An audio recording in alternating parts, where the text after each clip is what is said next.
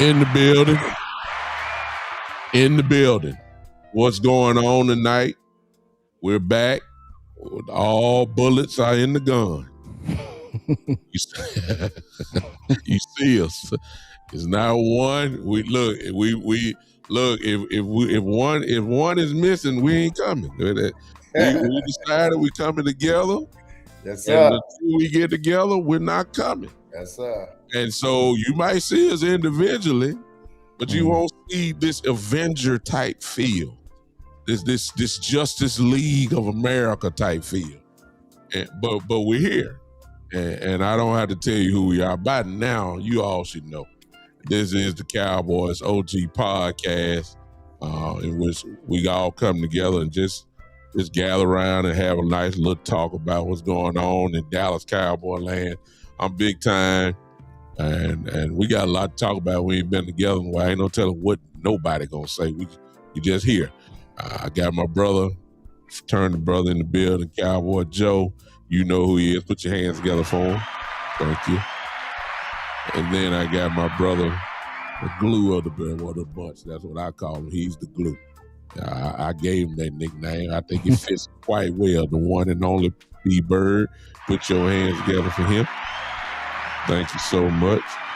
And we just here to talk about what's going on. I asked for those before I flip this thing to Cowboy Joe. I asked that you guys will hit that like button.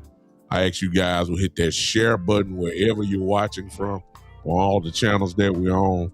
Go ahead and share it real quick. And let's talk a little Cowboy talk. Big time. Before we go, can I do something? Of course, it's your show, Glue. All right. So, man, look, I noticed that you give us a great introduction, but since you do that, then you don't get an introduction. So I want to just say, man, look here. I want to just tell you and everybody, just the one and only, the Big Time Show. Y'all know him from The Ride. Y'all know him from the OG podcast. Y'all know this brother, man, for putting in work for the Cowboys, man, and he's legendary. He's the reason why I am a content creator today, because I seen that, man. He gave me, hey, I can do it too. That brother's doing it. So, man, I want to get a hat tip to Big Time, to Big Time, man. He's the guy, man. He never gets it. He always introduces us. So I want to give him a good introduction right here myself, man. I appreciate that. I almost brought a tear to mine, but I don't. I want to talk to her. Look, I'm ready to see what y'all got to talk about tonight. Man, it's been a minute since we talked together, and I got a feeling we got a lot to cover. So ain't no telling what we gonna say here tonight. So let's go ahead and just get this thing started. Let me speak to the people that are here right now. I don't know who this dude is that came in, but hello, whatever your name is. I just leave it at that because I don't know what he gonna say, but there you go. I see we got the one and only Kels in the building, in the house. Love this. I follow Kels on I got what's Twitter? Huh?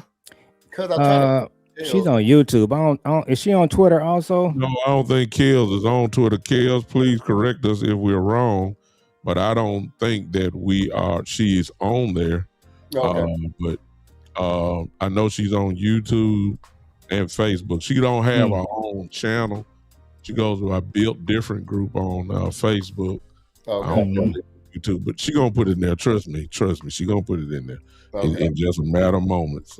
She'll be in there in just a second. But she a bad girl, man. There ain't no doubt about that. Hey, Peaches, Hannah Banana. I don't know. All right. Anyway, you're always gonna have one or two. You know what I'm talking about. So it is what it is. I think I'm right. But anyway, welcome to the show. Listen, we don't have a lot of time to waste. We're gonna go and get this thing cranked up, and as the OGs do.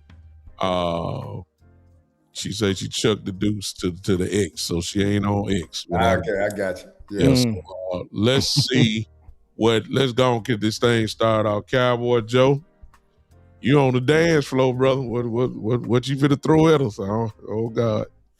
Well, no, I was gonna give you another accolade to start. You know, he a powerful preacher too, B Bird. So we gotta throw that in there. Yeah. We gotta throw that in there. Appreciate it. But yeah, man, you know, I've been thinking. So this Seattle New England game, I'm gonna say this. So we're gonna talk about, did the Cowboys learn any lessons from watching the game? Obviously, there's a lot to look at there. But I want to say this: if the Cowboys had fired Eberflus after game 5 or 6 and made White Cotton the interim defensive coordinator, I actually think we could have played Seattle. I think we would have given them a good game. Probably could have beat them, especially with our offense. New England, no question. I just think we would beat them straight up. But so that lets us know that we're not that far off. And I think the lesson from the Seattle New England Super Bowl is, we talked about this on a couple of shows, I think the Cowboys are closer than people think. They just need to have a solid offseason and a good draft.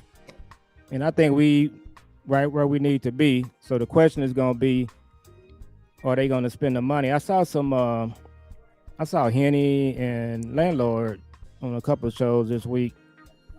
And they said that New England spent $350 million in the offseason. 350, yeah.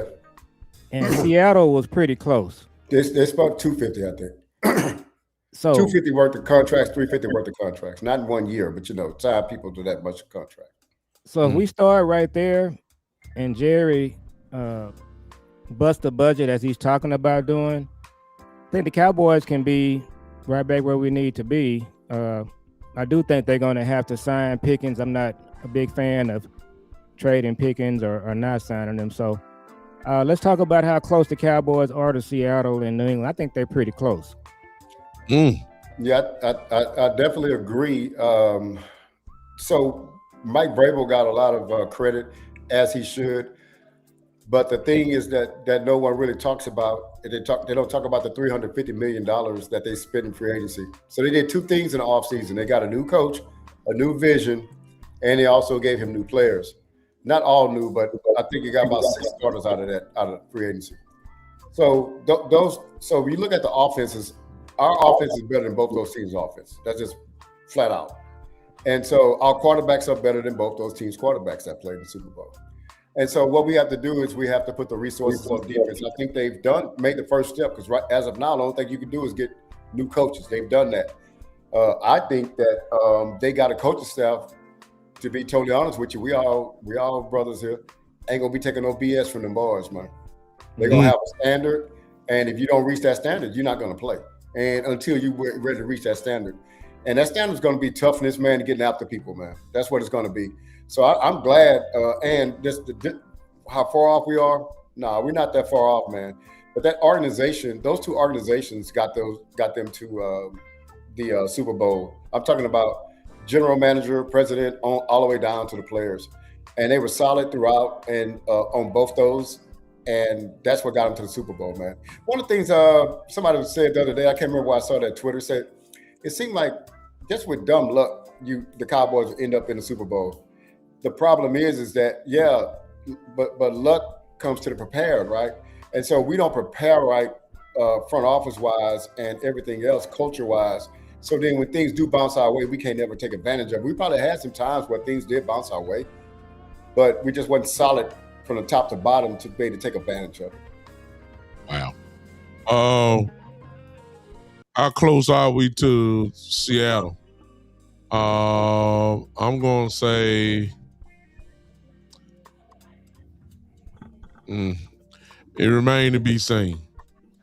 Obviously that's an easy way out, but see,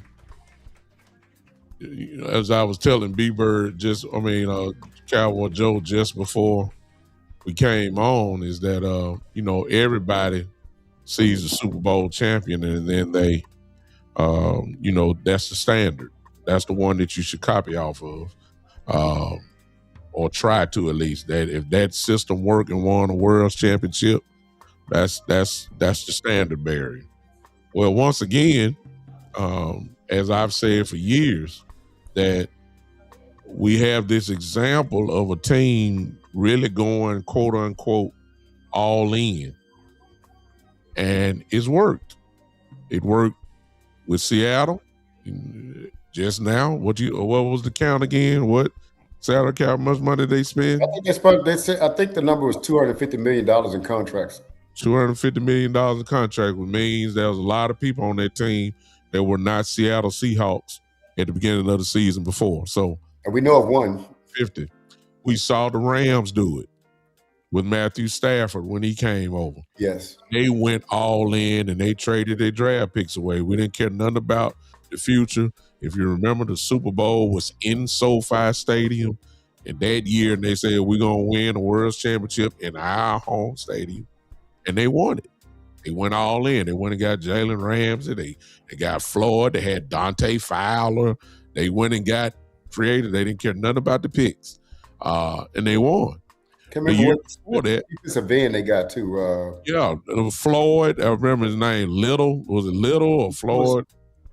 The one from isn't it from DeSoto? I can't think. He was an outside guy. Yeah. And then the year before that, we all know about the Buccaneers with Tom Brady. And they, with Brady there, you didn't know if he was going to retire. He was over 40 years old.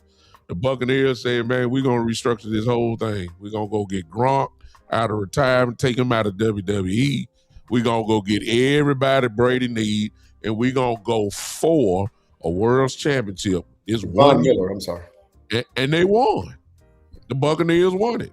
Yeah. And what I'm talking about is, I'm not saying the Cowboys need to do it all the way like that, but by now, everybody should know that this draft and developmental system, primarily, that's not the way it's getting done right now. Guys are going out, they're going to get guys, you know what I'm saying? And so the way I look at it is, we're excited about all these coaches. We're excited about their resumes.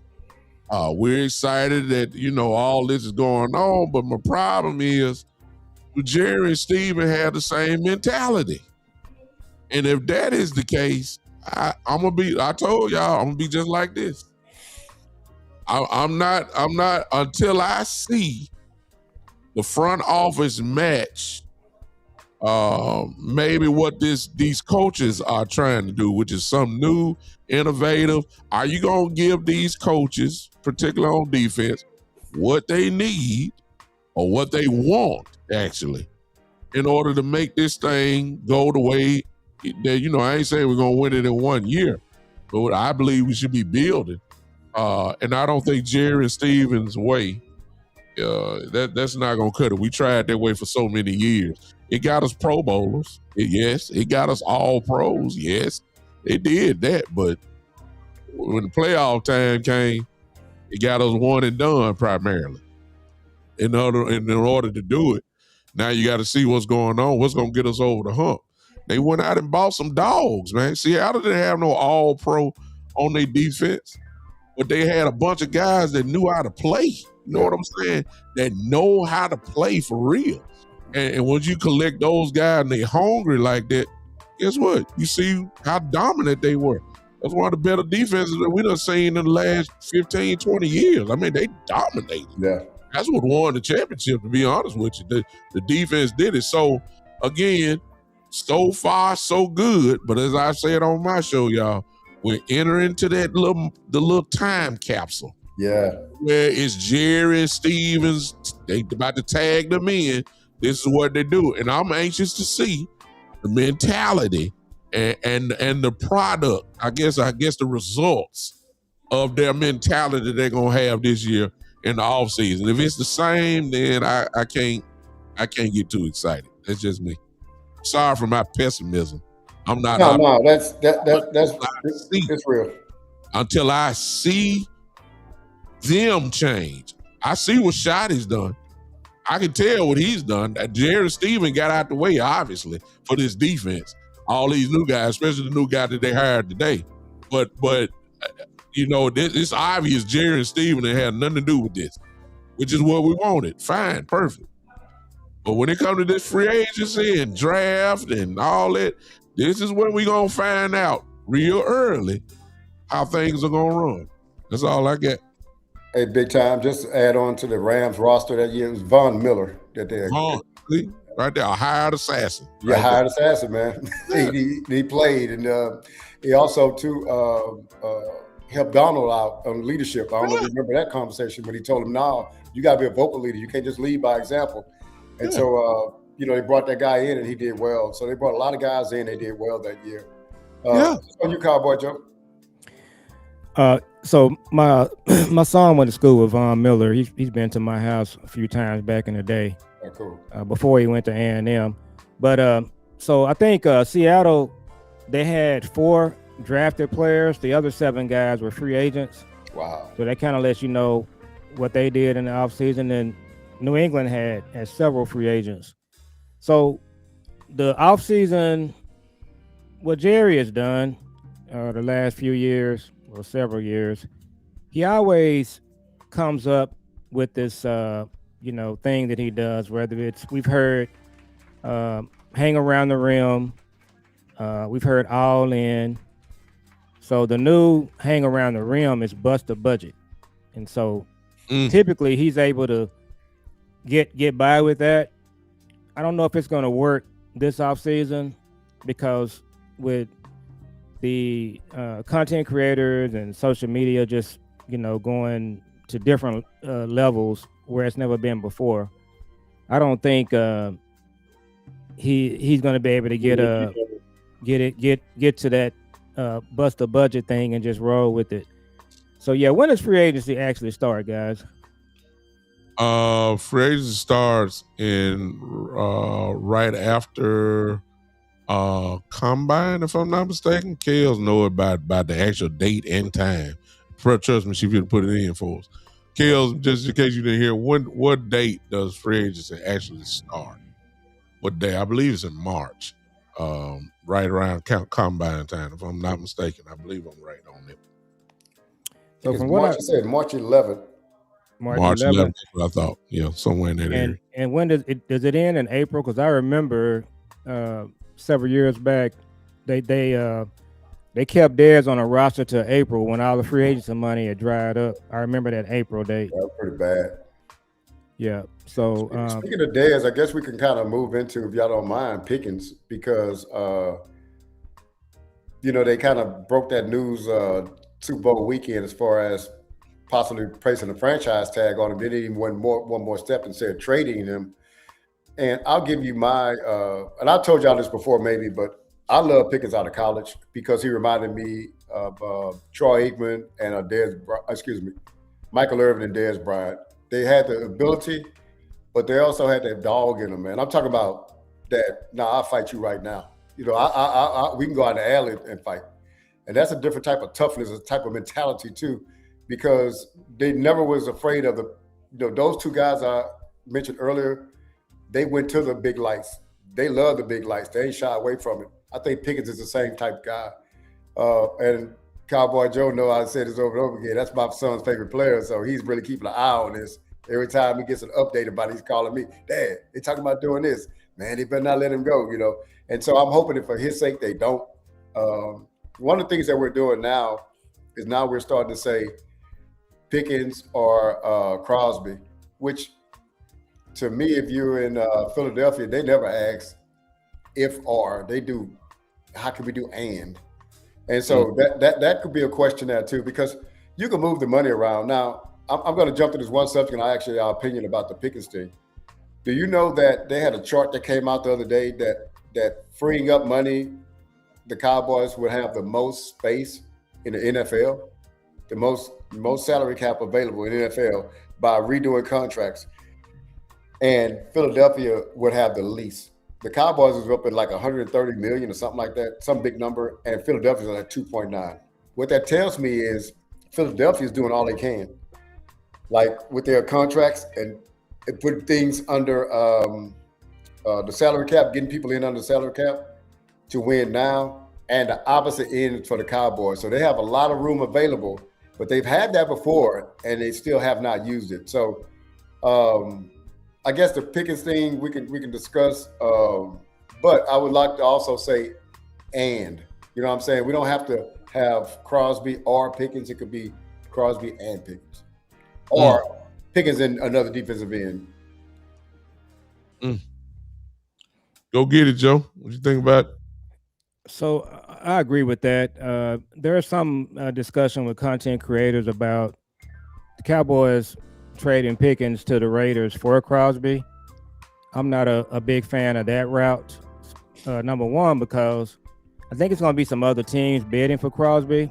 We don't even know when that's going to start. I guess it's probably going to start, I guess, March 11th, probably, it sounds like. But no, he's under contract, so he wouldn't really be a free agent, right? No. So again, I don't think we know what that's going to look like if you're trading for Crosby. So I think the Pickens thing and the Cowboys need to get that done early, get that off the table, and then you can look at the Crosby thing. But I'm definitely in a mindset of, as I said on our show a couple of weeks ago, the Cowboys need to truly go all in. They need to truly bust the budget, and part of that is you just putting together an all-star team. What the Cowboys typically do, they'll take 2 steps forwards and 2 steps back. So they'll trade for Crosby or a player like that, but they'll let Pickens walk, or they'll do something else. At some point, you got to put all of your chips on the table and just say, we going for the whole thing. And for the Rams, the 49ers, the Seattle's and New England's of the world, they do it every year. This is not something new for Seattle. This is not something new for New England and the other teams that we mentioned. We're the only team that tends to hang around the rim. So I just think for one off season, just go all in, get Pickens signed early. You want to kick the tires on Max Crosby, go ahead and do that. Trey Hendrickson, he might be our Tank Lawrence. The Seattle signed Tank Lawrence. He came in and helped them win. Trey Hendrickson could be our Tank Lawrence. So get Pickens signed, go out there and go out in free agency, go all in. And I just think if you do that, guys, with Dak, Pickens, CD, we talk about tight end a little bit over the next few weeks. With our offensive line and the running game that we have, I think we'll be able to compete with these teams. I really do. We developed a bad habit in Dallas, to me.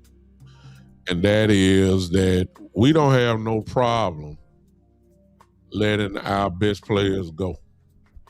Whether that's it's been primarily by trade. I mean, we just lost Michael Parsons last year. I mean, who does that?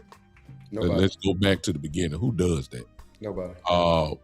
And primarily when we lose them, it's over money.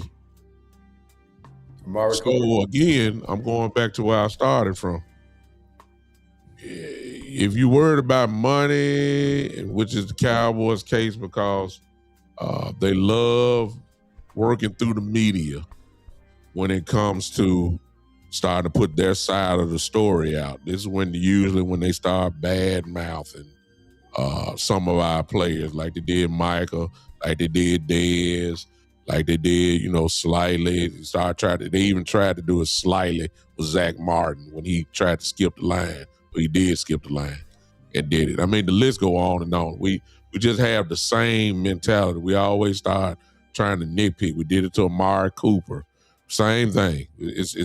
We don't have no problem with losing our best players, and that's part of the reason why Joe just said we go one step up, do a moonwalk, 2 steps back. So that's okay. She said correction. Trade probably had nothing to do with money. I agree with you, Kales, on that. It was personal. That's really what it was. It was definitely personal. When it came to that, I agree with you on that. But it involved money. The reason why I said that is because Jared thought he had a deal made. Mugata came and said, "No, here we go." So it's personal. But here's my point. I don't like us losing our best players. So you saw what the offense was with Pickens. Everybody saw it. It's a very dangerous offense. A lot of people say it's a Super Bowl caliber offense. That's fine. But the problem with the Cowboys is, watch this, y'all. The problem with the Cowboys is that they saw this offense without Pickens. All right? They saw Dak still throw for 4,000 yards with Brandon Cooks and CeeDee Lamb.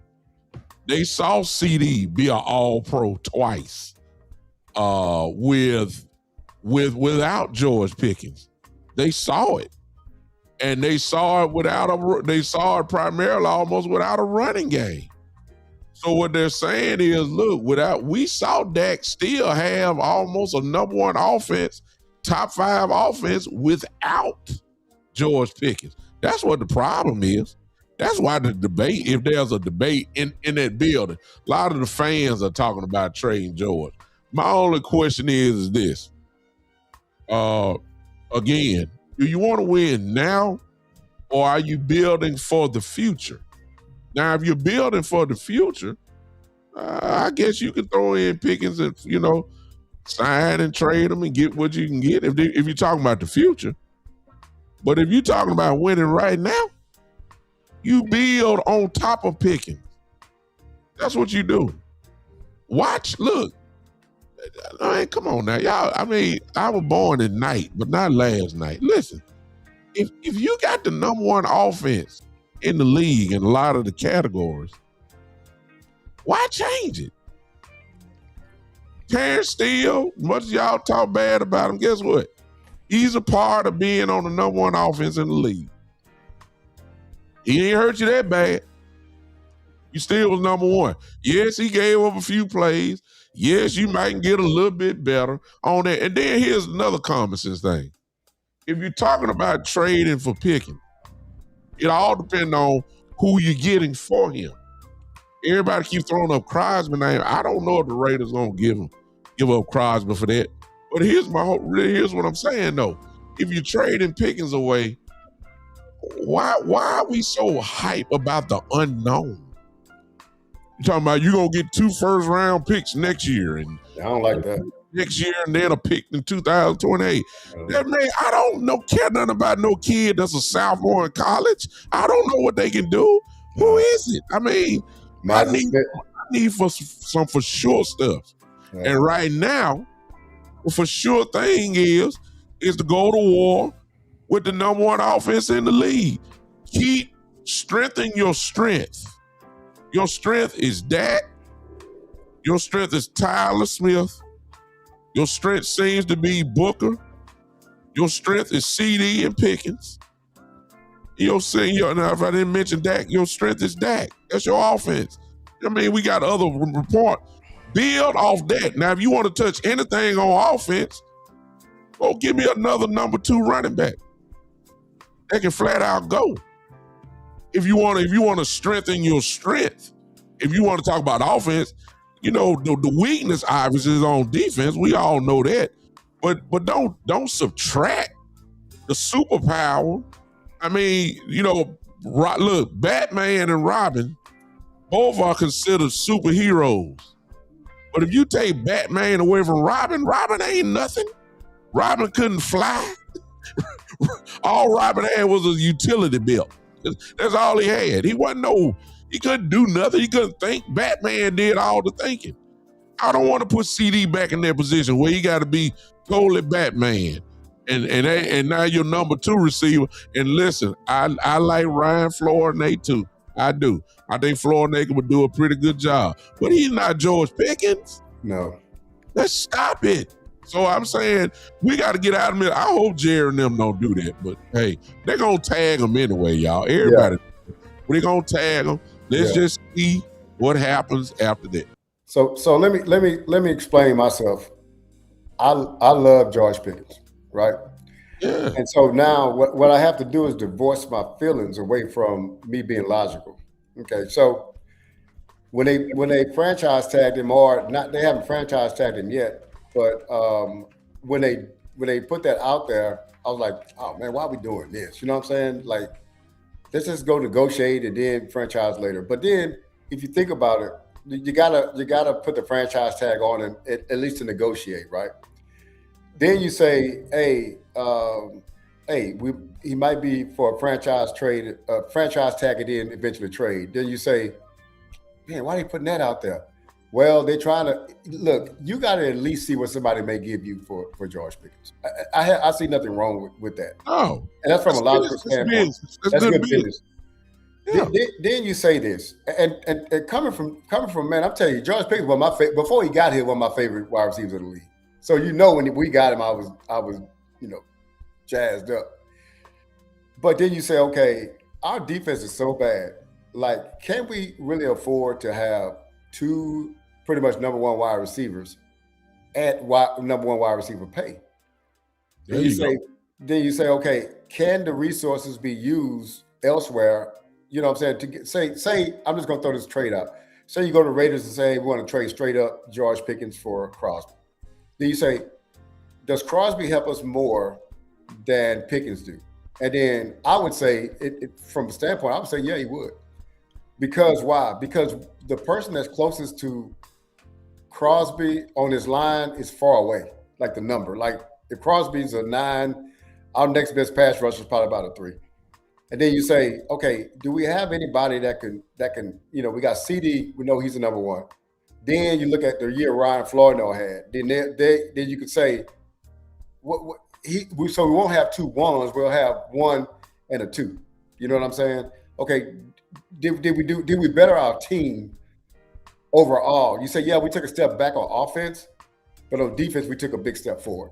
You know, so I can actually see that happening, and I'm trying to figure this thing out in my mind. I do want Pickens, but I want to be responsible in my mindset about the way we do approach this, because it is you just never know what somebody's going to give you for Pickens, right? I would definitely I wouldn't do no second round draft pick, but I'm saying like it had to be an impact player for me, and I can understand why people look at it that way.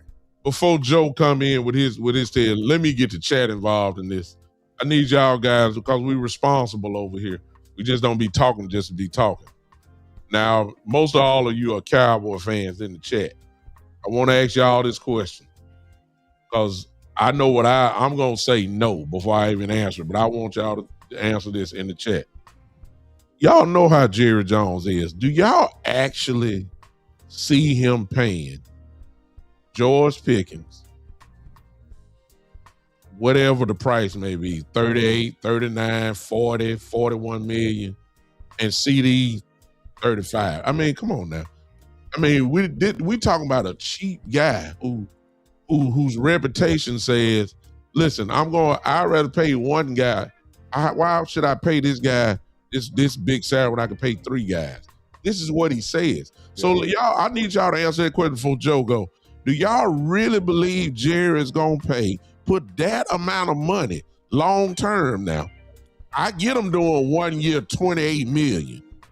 I get that one. And he really don't want to do the tag like that, but I believe he want 1 more year of this.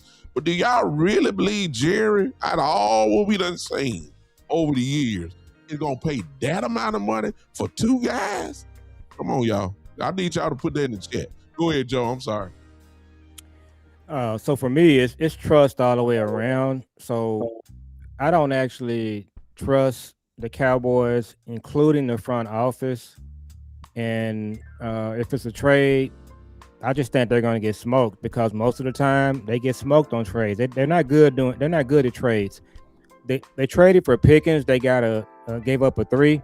That may be the best trade they've done in the last 30 years. I can't think of another trade that they've done that's gone that well. Now, you can say, well, the Amari Cooper trade, maybe. They didn't hang on to Amari Cooper long enough. They traded him too soon, and they got smoked. If they had just kept Amari Cooper, I think they make it to an NFC Championship game with Amari Cooper, CD, and a couple of other guys. So my issue is just trust all the way around. I don't trust that they're going to do a good job on the trade. I don't trust that they're going to be the team that's going to be able to pull this off, trading for Max Crosby. If the Eagles are looking for Max Crosby, it could be the 49ers. Who knows? Yeah. I just think they do a better job of doing trades than we do. So I don't trust them doing the trade. And number 2, I don't trust them sort of backfilling this Pickens role on our offense with somebody else. And I just think Ryan Flournoy, he's not a 2. I think he's a 3. I never, ever in my mind thought that Michael Gallup was a 2. He never was a 2 for me. He was always a 3 or a 4. So Flournoy, he had some success. I don't think he's a 2. And then I just think that with our team, we need a 1A and 1B receiver. We already got that. And I look at it from this standpoint too, about depth, B-Bird. Yeah. You know, you got Pickens, Lamb, Flournoy, and you throw another guy in there. What happens if CD pulls a hamstring for four games and you don't have Pickens? Your number 1 receiver is now Ryan Flournoy. Yeah. Do you really think you're going to be able to win 4 or 5 games while CD is out? You don't have Pickens. Are you going to be able to beat teams with Ryan Flournoy and I don't even know what Mingo? No. I just think you should sign Pickens, not only because of what he brings to the table. He's a for sure deal to me at this point. But what's going to happen if one of your receivers get hurt? Then you back to where you started from, big time. So I'm in the camp of I want to see them do both. I want to see them sign Pickens. I want to see them try to trade for Max Crosby. If you can't get Crosby, Trey Hendrickson, and those are the names that we know of. Look at what Seattle did when they signed Tank. We can find another player that's not Max Crosby or Hendrickson, and we'll, so let's go that route versus you don't sign Pickens, you don't get Crosby. Your team is not going to be better. That's not what we're looking at. So let me throw this in though. If you look at the two Super Bowl teams, which is what everybody copied, neither one of those teams, they had one. JSN was the most accomplished wide receiver out of all the group on both teams if you combine them. So we got two teams that made the Super Bowl that did not have two outstanding number one type wide receivers on the outside. So I mean, really, we're but Cup ain't too far from that. Let me just throw that fell one. Off though, man. Cup got more name than he does. Yeah, well, I mean, he done went down since his injury. You could tell he's not the same, but he's still a problem. And one more point I wanted to make, because you were right, Cowboy Joe. One of the ones that I didn't know was a free agent was Nick Herbert, the outside linebacker out of Pittsburgh. He's a sack demon, man. So you're right about that. I mean, you got Trey Henderson and those guys are just free agents. But I think Kelly Kell said that they franchise tagged him, or Cincinnati's going to franchise tag him. I saw it in the chat. But I'm talking about Henderson. And she mentioned something that caught my attention, and I said this when it happened. I don't think they got enough for Parsons, but go ahead, B-Bird. Yeah. So that's all I wanted to say is that they got other defensive ends out there that we can sign without trading draft picks or anything like that, because that's what it's going to, or to get Crosby, he's got to be a trade. You know what I'm saying? So you got people out there that you can get without. And one question I have for you guys both, and I've been talking to my son about this offline, the type of defense that we're getting ready to deploy, does Max Crosby fit that defense? You're right. Yes. He does? Yeah. He's a superstar. He is, man. In the defense. Okay. So he like him fit in the defense. He got that motor too, man. He got the motor, and then when it comes to, if you were talking about Crosby, you got to look at it as a whole.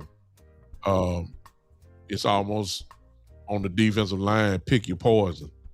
Who you gonna double? If you double Quentin, that means Crosby going one-on-one with somebody, and I take my chance on that. If you double Crosby, that means Quentin is gonna go one-on-one with somebody. Osa and Clark, it will be one-on-one regardless. Because you got to pick a choice who you want to kill, Crosby or Quentin. You can't do both. There's no way.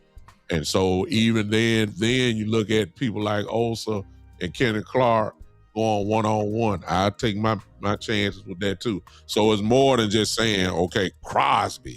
Yeah. No, look at the D-line. I ain't even mentioned Izaraku yet. Yeah. You see what I'm saying? Who's probably going to get better, next year. So I'm saying that when you get somebody like that, that's why Seattle, even though they didn't have all pros, but look at who were all on that defensive line. Pick your poison. Who you gonna double?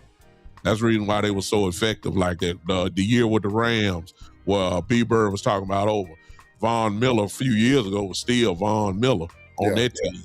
Now you got Aaron Donald in the middle. You're doubling him because and Von and those outside rushers were just killing, because it's a battle of a whole. So does he fit? Yes, because of the motor that Crosby has.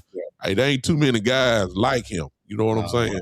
Hendrickson is good, but he ain't Crosby. No. And I'm just trying to tell you, there's only one guy that I know that got that type of motor, and that dude in Cleveland.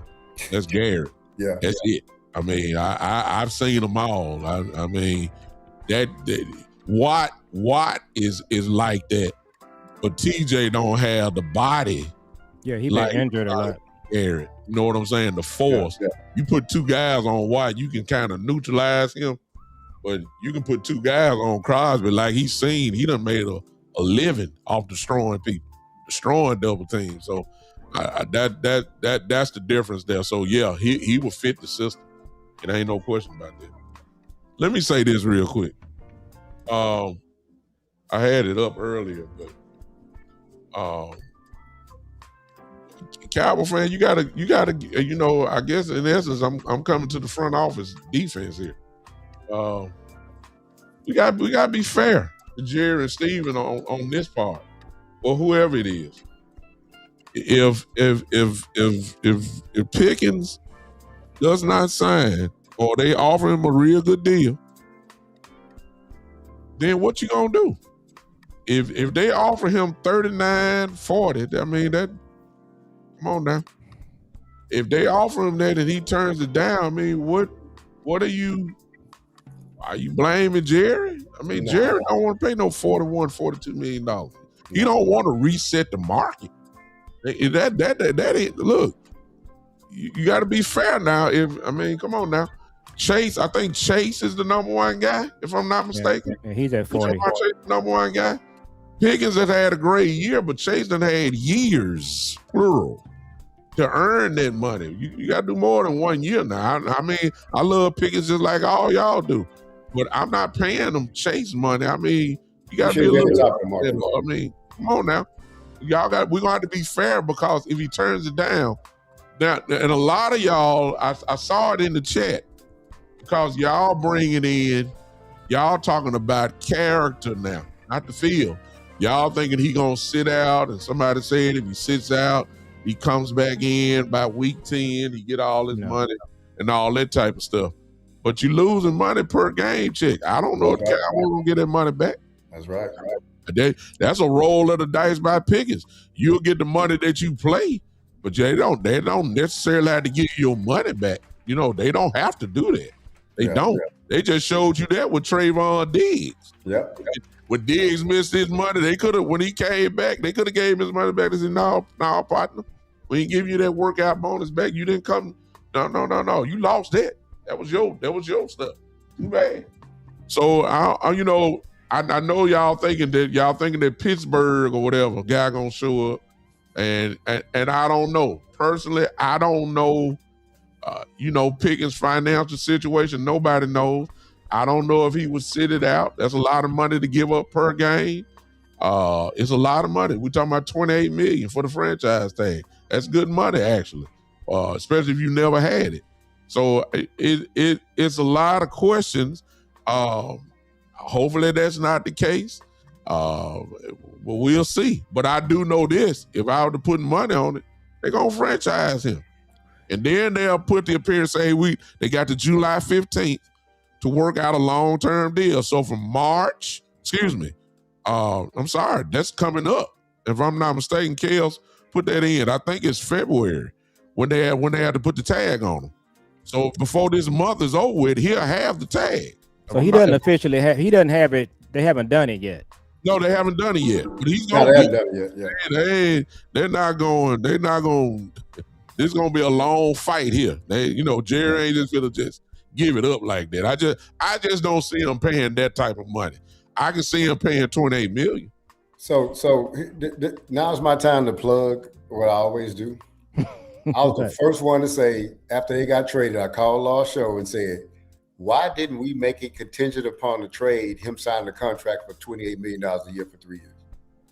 Yeah. And everybody was like, no, you got to prove. I say, man, this guy is going to blow up with Dak Prescott. I'm telling y'all, This guy can play. He got this many yards with them trash receivers in that bad weather in Pittsburgh. Trash quarterbacks in that bad weather down there. I say, man, just sometimes you got to be, as a GM, you got to be able to see the future, right? Yeah. You got to be anticipatory skills like a quarterback.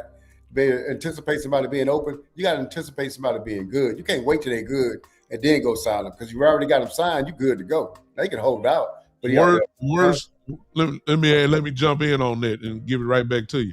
Yeah. The worst thing that happened to the Jones family, if that was their plan, was when CD went down. CD went down. Yeah. Pickens took it to a completely different level. Yeah.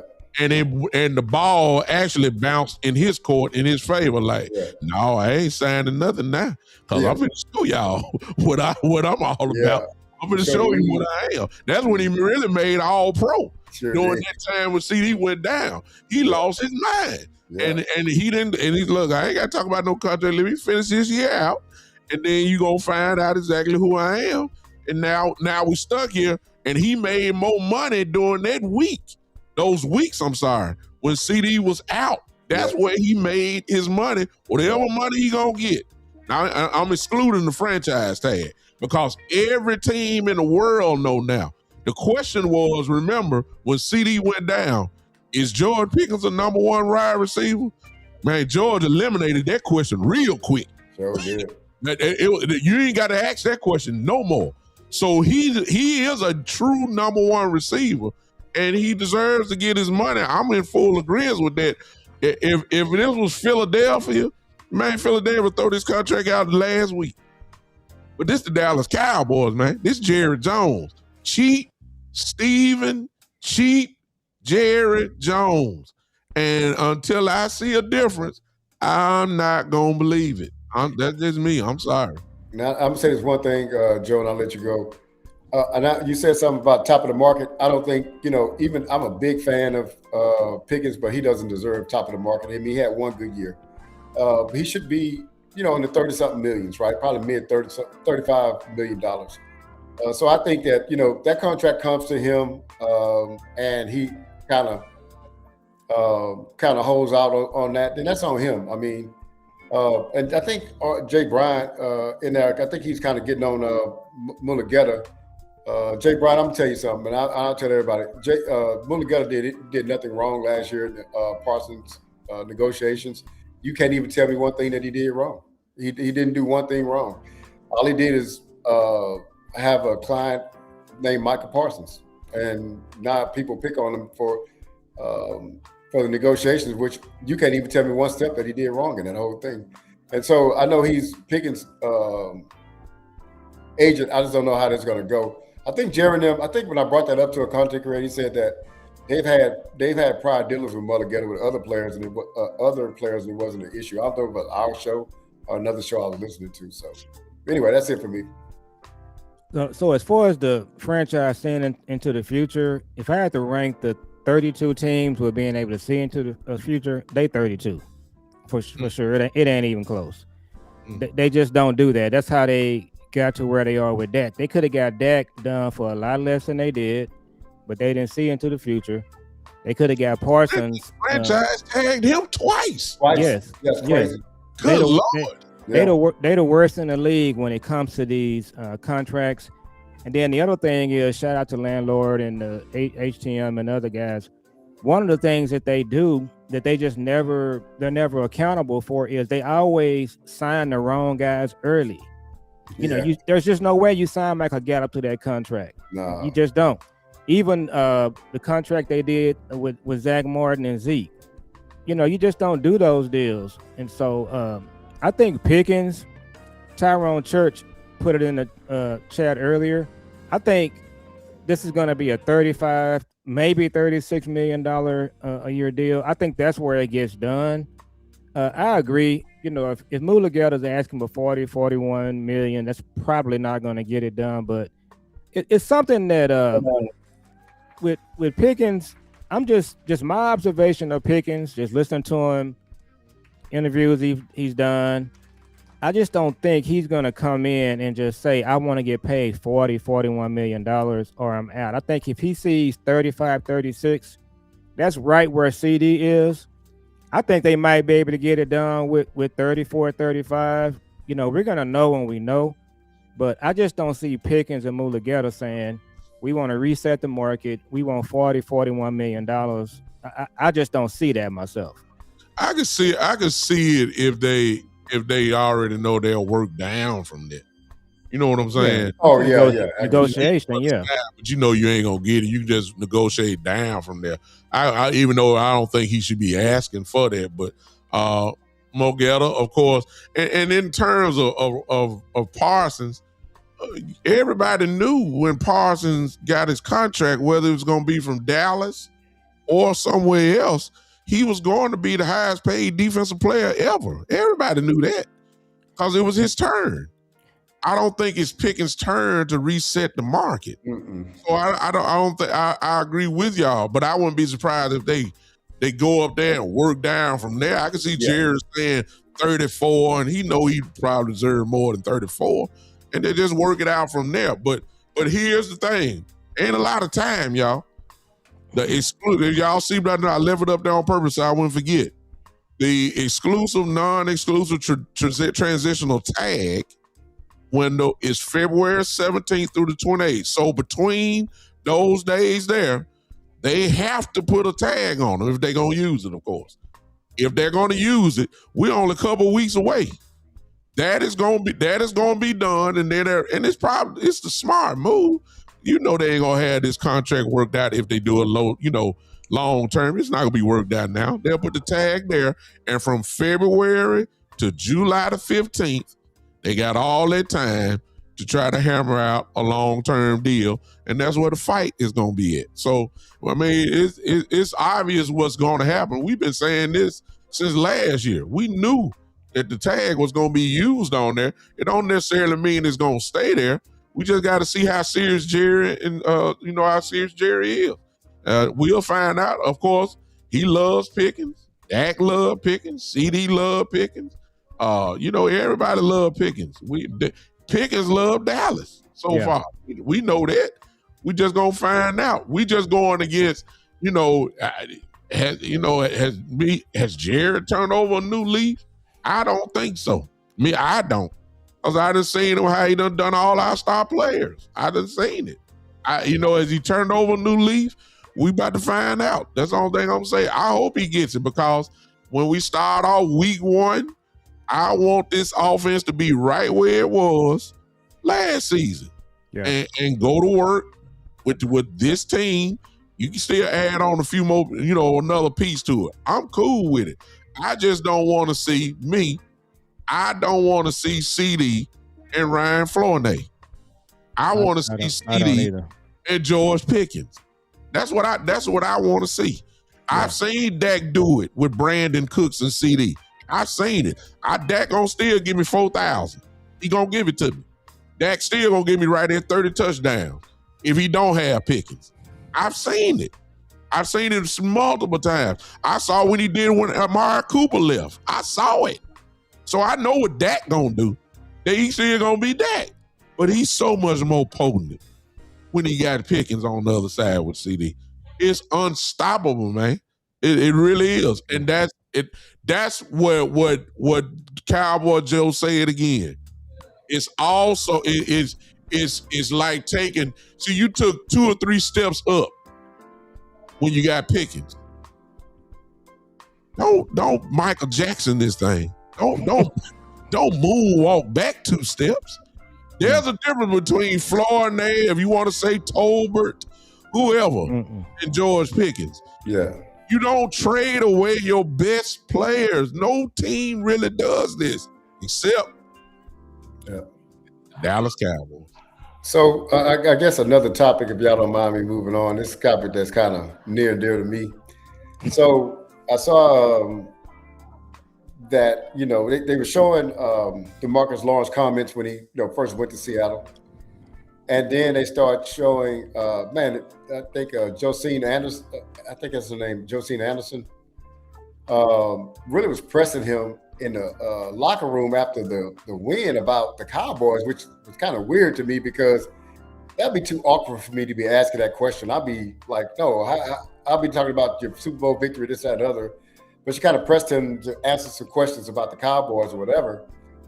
And to me, his answers were just normal answers of a human that, you got a little rejection from the prior team.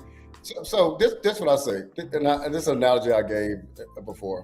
And because some content creators were trying to trash Demarcus Lawrence by his time here and this, that, and the other, blah, blah, blah. I said, I've seen in Cowboy Joe, we down here in Texas, we seen high school teams get beat 80-0, right? 80-0. And it's 2 ways a coach can handle that. The head coach that got blanked can say, hey, man, that other coach was classless. They should have put in backups or third strings and all that kind of stuff. There's a classless team, this, that, and other. Or you can say, we got to be better. Off season, we got to do better. We got to, hey, the community, we got to get more people coming out to the games. Hey, we got to hit the weights harder. We got to get stronger. We got to get faster. We got to get better. Our coaching got to get better. We can look at that, take that time and look at ourselves. So what I'm saying is this: Demarcus Lawrence, he can talk his talk because he got the championship. That's just my opinion. And so whoever's mad about that, you pointing at the wrong person. Don't dog this dude out. This dude was not wanted by the Dallas Cowboys. They didn't even offer him a contract. He went to Seattle, and he did say, I wasn't going to win in Dallas. Well, guess what? He was right.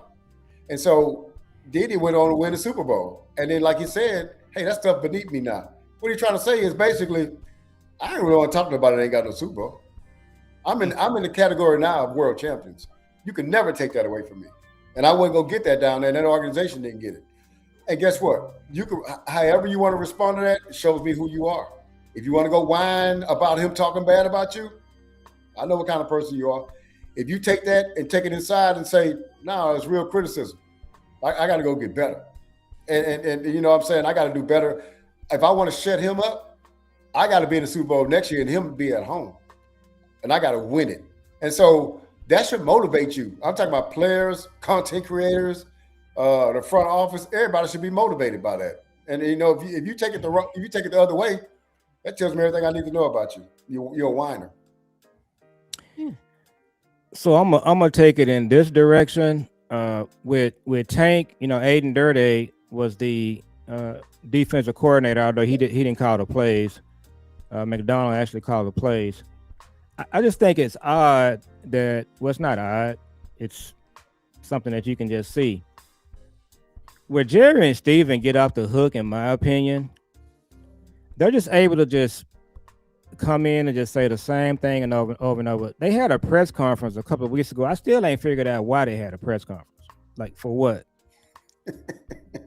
They should have a press conference next week about the number of players and coaches that have left here and went to other organizations and won Super Bowls. They never answer for that. So was excited for Tank.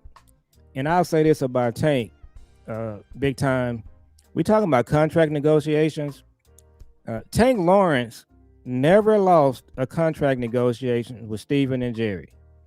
You remember the year his contract was up and he had to have his shoulder surgery? Yeah, I remember he told them, I'm not having this surgery until you give me a new contract. Yeah. And then on his last contract, he was straight business. Contract was stalling out. They was playing around. He got on the phone and called Steven himself and got the deal done. So hats off to him. He never lost a negotiation. And so, but yeah, I just think there's just no accountability. There's zero accountability for this front office, whether it's free agency, drafts, the way they do contracts.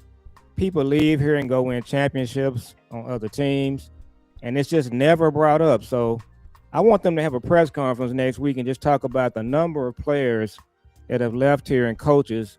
They go somewhere else big time, and they can all of a sudden win a Super Bowl. I don't understand what's happening here. I'll say this very quickly, and we can move on.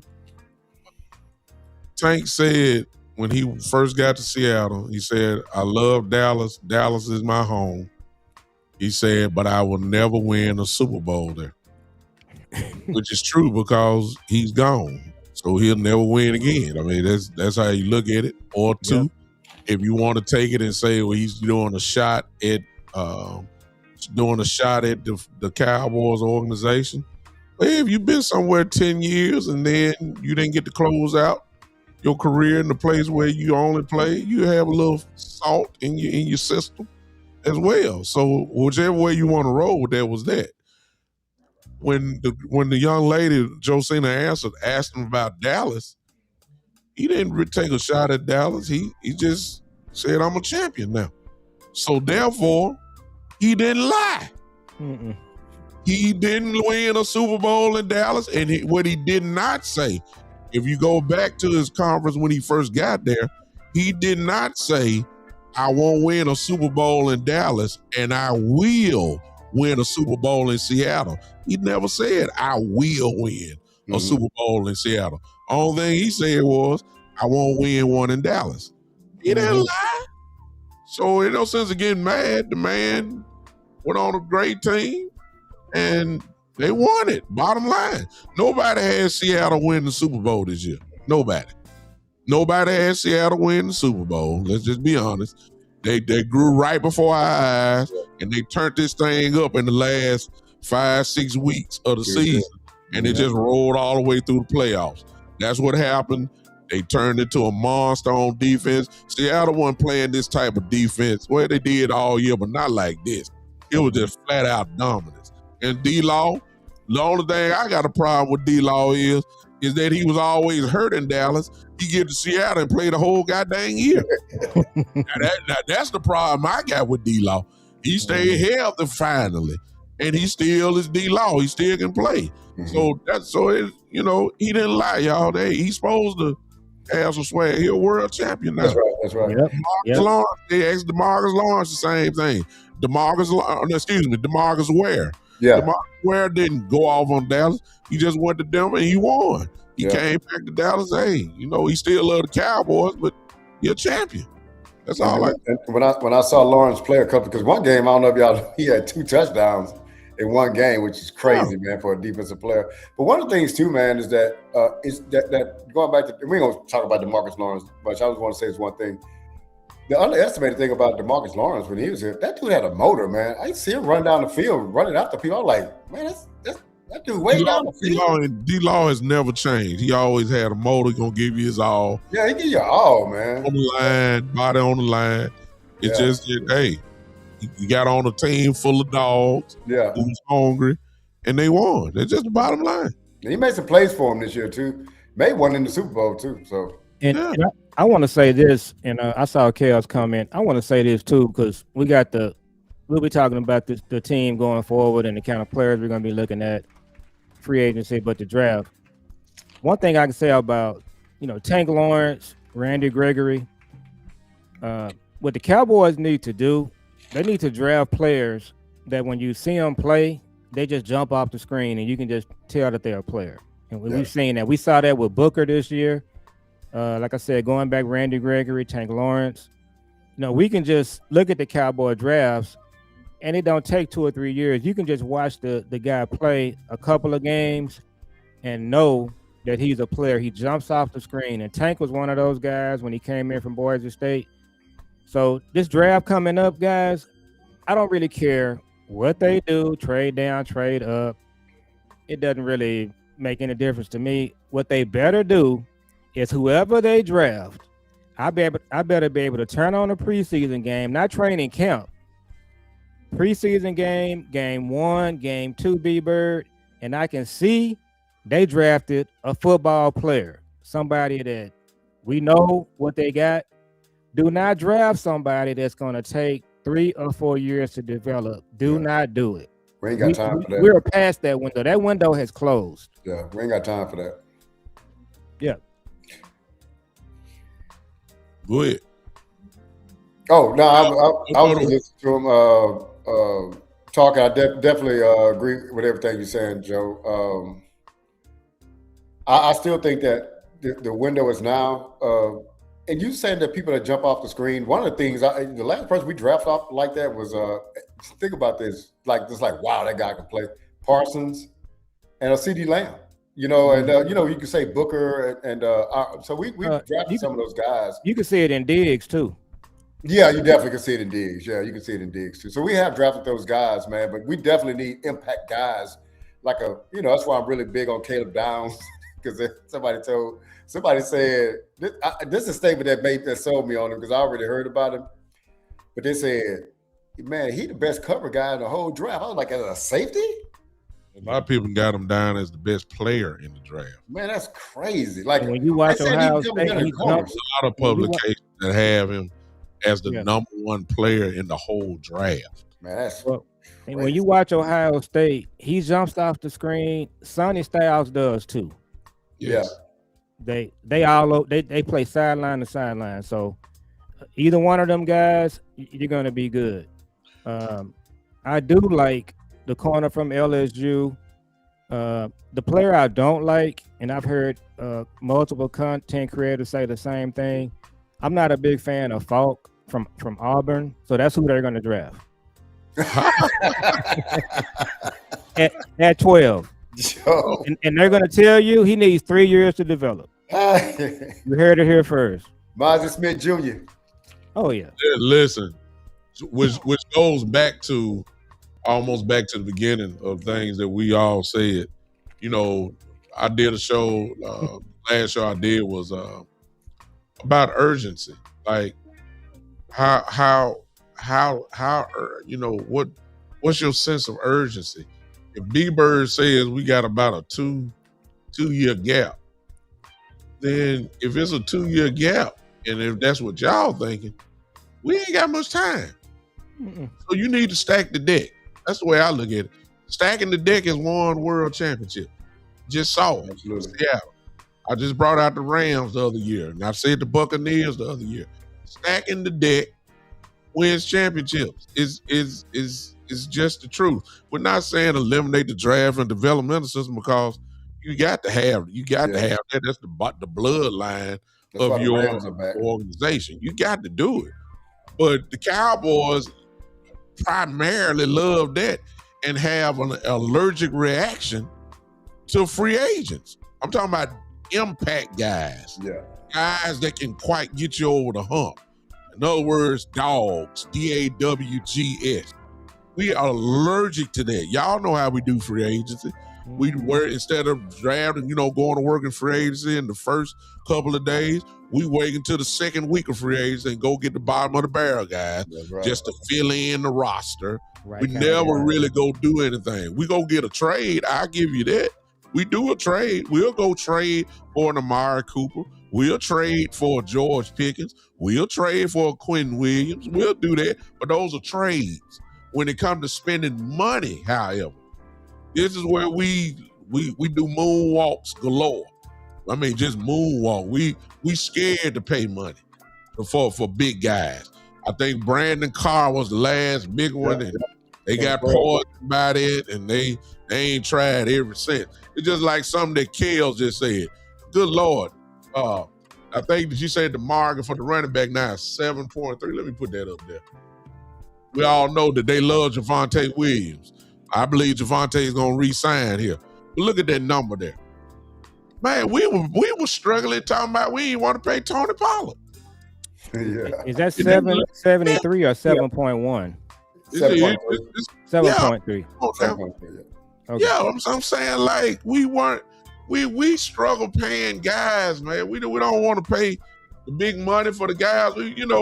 It's just that simple, man. We just don't do it. So again, how urgent are we to want to win a championship? If you're doing that, you're going to strengthen your strengths, and you're going to build your weaknesses into a strength. That's primarily on the defensive side. But if you're talking about doing anything on this offensive side, if you're talking about taking away Steele, it better be somebody that is as good as Steele or better. I don't want development. I like Muaga from Miami. I like Proctor from Alabama. But I don't want to downgrade. I'm sorry. If you're going to cut Steele, you better look. If Nate Thomas is the guy, if Nate Thomas, who's on your roster, if you feel like he's better than Steele, then we roll with him. But I don't have time for that. I don't have time. I ain't got time for no experiments, moving guys from this spot to that spot, move Guyton over to right tackle. If you move Guyton from left tackle to right tackle, who your left tackle? Okay, Tyler Smith. Okay, you move Tyler Smith to left tackle. Who your left guard? Who your left guard then? Yeah. Please, let's stop. Leave the offense alone. Let's go ahead and get better on defense. If we would have had, ladies and gentlemen, in the chat, listen, we're not talking about being like Seattle. If we would have had the 15th ranked defense in the league last year, we might have been playing real deep in the playoffs. The offense was gonna score. You're gonna get this team just a few extra possessions. That could have been the difference. But you can't have the number 1 offense in the league and the 32nd ranked defense in the league. All we need to be was just the middle of the pack. We would have been still playing. We were 7-9. I guarantee you, if we would have been 15th in the league in defense, we would have won double-digit games this year. Easily. No question. We wouldn't have lost the Carolina game. We wouldn't have lost the Arizona game. Arizona game, yeah, that's the one. We wouldn't have lost those games like that. We would have lost that. We would have won at least 10, 11 games this year. We would have been in the playoffs, no question. So the question is, since you know that, how desperate are you? That's my question to Mr. Jones. That's my question. I ain't really finna punish Will McClay on that. I'm not even, Will is great. I like Will. I'm not even putting it on Will. I want to know how desperate, since Jerry talking about I write a check, the biggest in the world to win the Super Bowl. Okay, here we go. You're going to have the money because you're going to restructure all these deals. You're going to have plenty of money. Salary cap going up.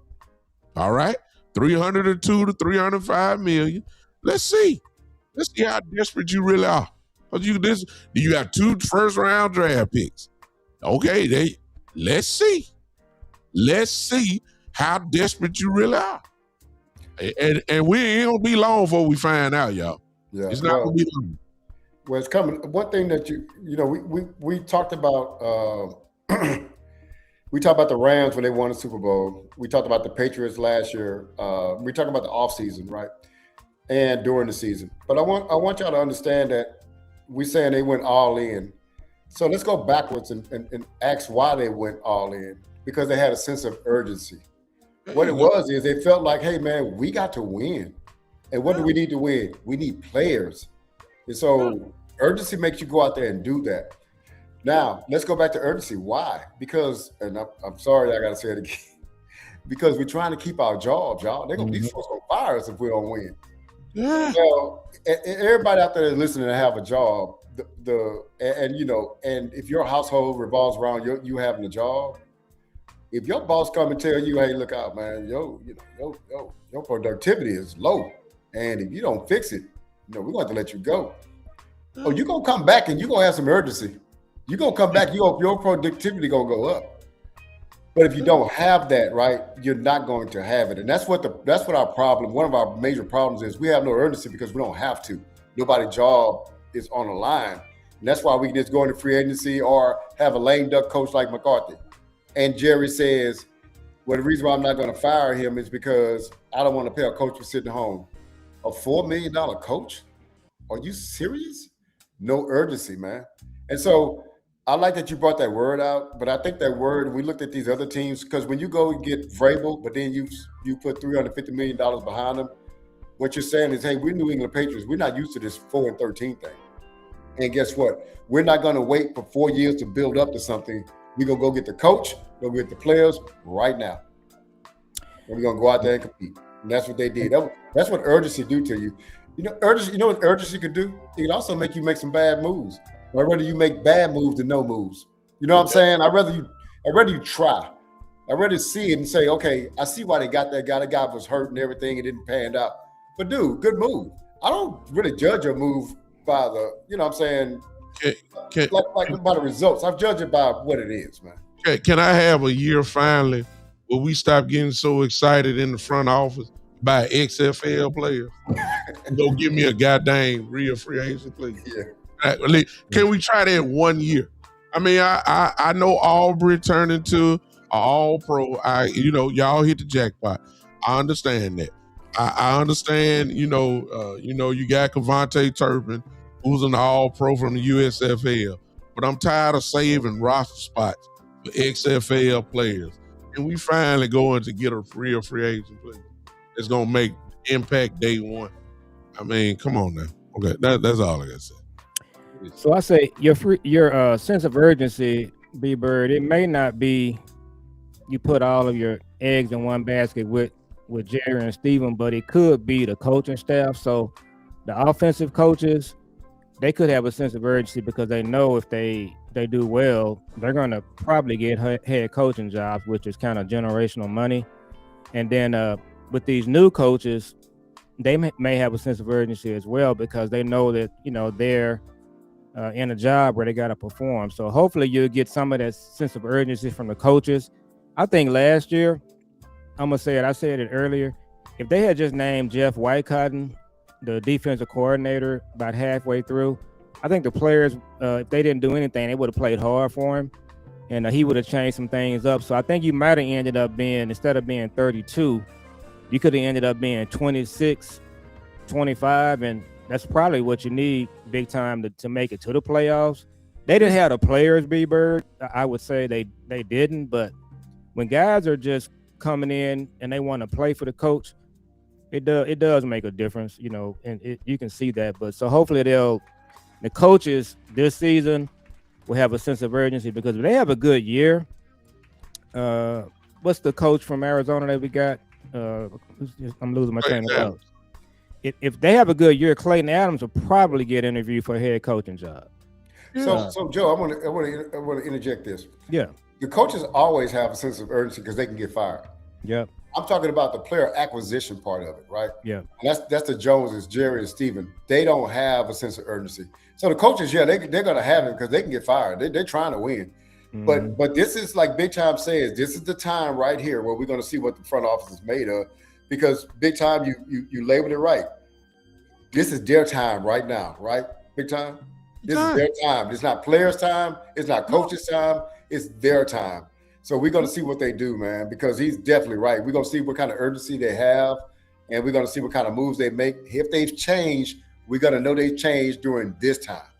Yeah. And one last thing I want to add before we wrap, if we're wrapping, and I hadn't heard anybody talk about this. I've been listening to content all week. I know you guys haven't talked about it.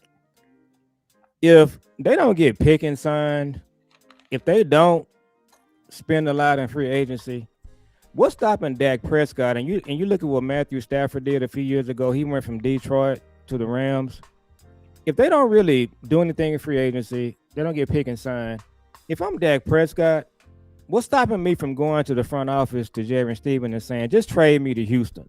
I can win a Super Bowl next year in Houston. Really could, yeah.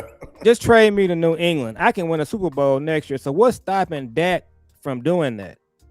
He has loyalty and pride of being a Cowboy and of being a good corporate guy. But I don't think Dak is that guy. Times do you want to? I've said for years that they didn't believe in Dak Prescott. Oh, I don't believe it. And he don't believe in them. I said it, and they proved it by doing all this franchise tagging twice and all that type of stuff. Yeah. But they shocked me when they gave him his contract. They believe in him now. You don't pay that type of money that you gave him for that. But at some point, they're going to say, look here, been quarterback for 11 years. You know, we ain't got no results. And so they're going to want to change it eventually. You know what I'm saying? They're going to want to, it's going to happen regardless. But why not take the approach like the Rams did with Stafford? Why not take the approach that the Buccaneers did with Brady? Mm-hmm. You surround him with everything that he wants, everything that he needs. You already, look, the offense is set, y'all. I'm rolling with them. If that means, and yes, that includes Terrence Steele. Yeah. The offense is ready to rock again. That don't need to change. Don't subtract what you already have. It does not make any sense. If you're talking about, if everybody says a Super Bowl caliber offense, why do you want to moonwalk and go back to being just an NFC East championship offense? Forget that. You want to win the Super Bowl? Go. Now, to answer your question, what's stopping Dak from doing it? You never know. He might want a legacy finally and say, I want to win. He might say that. He might say, hey, I may need to go. Y'all trade me away. Get what you can get for me and roll on. It could be that way. If Dak is he talks like he wants legacy. He talks like it. He might end up saying what he'll never say it because he got too much, corporate in him. But he may have that same feeling that Demarcus Lawrence had. hey, I can't win one here. He might say it. You know, he won't say it on the mic. Yeah. He might say that, and that time will come. But give him a look. This is what I said. I think Henny said this better. I think it was Landlord. It's one or the other. I heard them say it. I was on late listening to their show, but it was perfect. The Buccaneers gave Brady his all-in year. The Rams gave Stafford his all-in year. Give it to Dak. Yep. That means defense and offense. We already tried to give him his offense with no defense. You see where that got us, 7-9. That ain't gonna work. Go get Dak some defense. That's all you got to do. He got the offense locked up. That's just the truth. Give him what he needs. Give him his all-in year. Let's see what happens. I ain't saying mortgage the future. I'm not saying that because that's going to require trades. But you already look. And the other key thing, B-Bird and Joe, and I don't mean to bring this up. Look, we're not drafting in the 3rd and 4th round this year. You better hit a home run. You better hit a home run this first round. Yeah. If you're going to trade back or whatever, you better do some home run chess-like moves with these first couple picks. And then let's roll from there. But you got to make it happen this year. It's going to be good players in every round. They can trade up, trade down. It doesn't really matter. You can't really mess the draft up. The way they ruin drafts, they just do goofy stuff. They can trade down, and I can promise you they're going to be good players right there. All they got to do, B-Bird, is just pick them. Yeah. And they always do weird stuff. That's what they do. I don't think let me correct this, Jay. Well, I don't think none of us don't think we started off with that. I don't think we're off at all, far away at all. Yeah. I don't think the offense is ready to go. That's number one offensive league. That's dang near 30 points a game. You're gonna win a lot of games like that. But what we are saying is the mentality has to change. And that is a mentality that's been in this DNA of the Dallas Cowboys for a lot of years now, and that's the cheap way out. You'll put all this, but when we had Amari Cooper and a rookie CD and a healthy Michael Gallup, we had a pretty good offense. We had no great defense. They ain't really invested to the defense. They invested to the offense. When was the last time, big time, we had a great defense? Good point. That's what I'm saying. They've never, when have we really invested like we do the offense? We pay all the money to the linemen. That's where the money done went. We gave all the money to the quarterback. We paid CD. We've invested. We give me a bit of that on defense, please. Yeah. Give me just a little bit of that. I ain't saying you're gonna do it all that way, but you got core pieces there. Build on the core pieces. It's really not hard. We started the year after we traded Micah Parsons. We had no number one draft pick starting on defense. Come on, man. Well, we had 4 of them starting on offense. Come on, man. Yeah, you're never going to convince me that they planned on trading Parsons. That was Jerry. No, they ain't planning on doing that. Oh, that was personal. Mike Fisher reported this 2 times on this show recently, and he's pretty plugged in. He's reporting that they still believe they don't need a top flight safety. It's like if that's the case, they haven't really learned anything. But here's my thing, okay? This is where you gotta lean. If y'all hoping for something, this is where your hope start. Okay, watch this. That's what they believe. What does Christian Parker believe? Yeah. Well, yeah. That's where your hope is. Your hope is that Christian Parker say, "Hey Jerry, no, if you want to do this, we need this." That's where your hope is, and hopefully their way of saying it will override Jerry and Steven this year. So far, so good, but we ain't got into the nuts and bolts. I keep trying to tell y'all, Shotty has done his job. Look who he went after. Look who it looks as if Christian Parker got his guys. Perfect so far. Now it's Jerry, Steven, and Will time. Here we go. Let's see. Free agency, draft. here we go. Let's see what change has really been made. That's all I'm gonna say. So y'all OGs, y'all know who the Stylistics are, right? Of course. They had a show. They had a song that was called "Let the Clown Show Begin." Was that right? Was that the Stylistics? There you go. That's what we getting ready to get into. Here we go. Oh, the sideshow. It was with the sideshow. Right on. Yeah. I thought it was Clown Show. Go same thing. When you OGs, you just say whatever it is. So let the sideshow begin. That's where we are right now, big time. And that's why I say again, I'm like this. I'm watching. See, I already know you gonna franchise Pickens. We don't have no problem re-signing our guys. We don't have no problem. I ain't finna get hype about that. I know you gonna sign Brandon Aubrey. I know you gonna sign Javonte Williams. I know you gonna put the tag on Pickens. I ain't worried about that. I'm worried about day one free agents, the first week in free agency. I want to see what you really gonna do. Or are you waiting primarily, as you always do, on the draft? That's what I'm with. That's all. That's all I want. And that'll tell me I'm gonna be the first one on and say, hey, y'all don't get hyped. Y'all just calm down. I know we ready for football, but the Cowboys ain't ready. I'm gonna tell you, it sure is my name, Douglas Brooks. Big time, whatever you want to call me. Yeah. I'm gonna tell y'all, don't even get your hopes up. I'm waiting for the results. That's all I'm waiting on. I want to see, since you sold, we gotta go. We got a 2-year gap. We need it. We finna find out. That's fine. 11 said Dak needs a running back. We talked about Love. There's some good free agents and running backs, but if y'all looking for free agents and running backs, Cowboys don't like paying running backs. Y'all know that. We do committed. So forget about the boy from the Jets. Don't even think about that. Don't even think. Even though I would love to have Breece Hall and Javonte Williams, but that's not gonna happen.